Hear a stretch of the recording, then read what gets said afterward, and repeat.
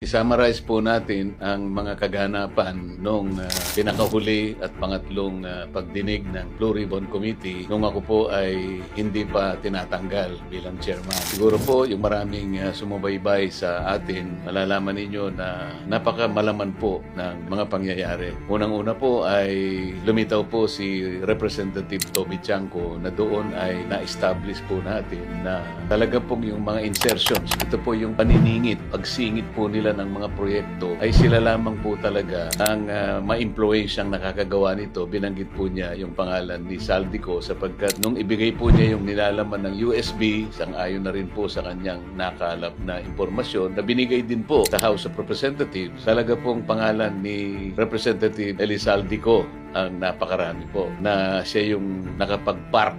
Yun nga po ang ginagamit nilang termino ngayon, parada at saka sagasa. Ibig sabihin po ng parada, nakakapagparada sila ng mga proyekto na may kinalaman naman po, kinakasangkapan din nila yung mga lokal na representative sa lugar. Yung iba, yung sagasa naman po, ay mas matindi po yun. Talagang ipapark nila doon sa ayaw mo at sa gusto. So napatunayan po nung yan ay tinindigan po ng gobernador ng Mindoro Oriental, kung saan bali nagsanib po yung pagpapatotoo ni Representative Toby Chanco at saka si Gobernador Dolor ng Mindoro Oriental. Pagkatapos po niyan ay lumitaw po yung pagtatapat ng dalawang mag-asawa, itong mag-asawang Curly at Sara Diskaya. At yan naman po ay naging daan yung offer natin nung pangalawang pagdinig na kung saan po ay pinload natin yung idea na kung gusto po ninyong magtapat, tulungan na po ninyo kami para mas madali po ang aming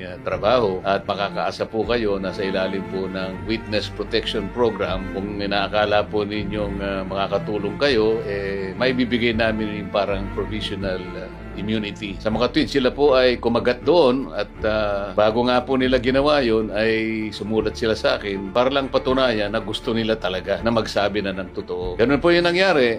Sila ay tumestigo, binasa nila yung kanilang salaysay na mag-asawa at doon nga po ay lumitaw, meron pong 17 miyembro ng mababang kapulungan ang kanilang ipinagtapat na di umano ay kasangkot nga po dyan sa kung paano po nagagawa yung pagpapatupad ng flood control project. Nakapagpangalan din sila ng 10 iba't iba pang mga tao, karamihan po ay galing sa Department of Public Works at mga pribadong tao na nagkaugnay-ugnay sa ganitong gawain. Pagkatapos po niya, napansin din po ninyo yung isang kontraktor na nagpapahiram ng lisensya, ginagamit naman nila ang resources ng gobyerno.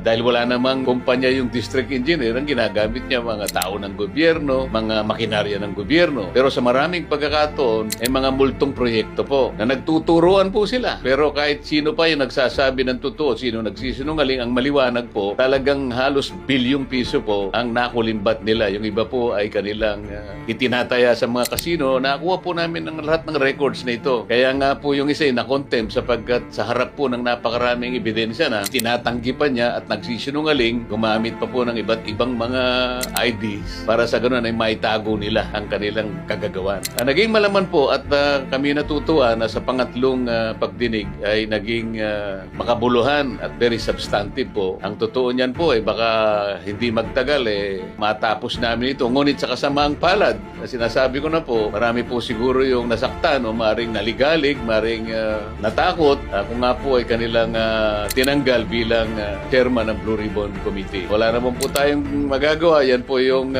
prosesong naganap. Kamakailan lang. Parang ilang araw lang ang nakararaan. Ngunit bago ko po binitawan yun, ay pinaintindi ko po na yung pong nagawa na namin ay sana wag ninyong buburahin. Sana kung sino man yung bagong liderato na tutupad sa tungkulin bilang chairman ng Blue Ribbon Committee, ipagpatuloy niya mula dun sa aming iniwanan sapagkat kami po may direksyon. Hindi ko po alam sila kung merong direksyong pinatutungan. Sana naman po meron para sa kabutihan po ng ating bansa. Huwag po kayong malulungkot. Nagkikita-kita pa rin po tayo. Salamat po.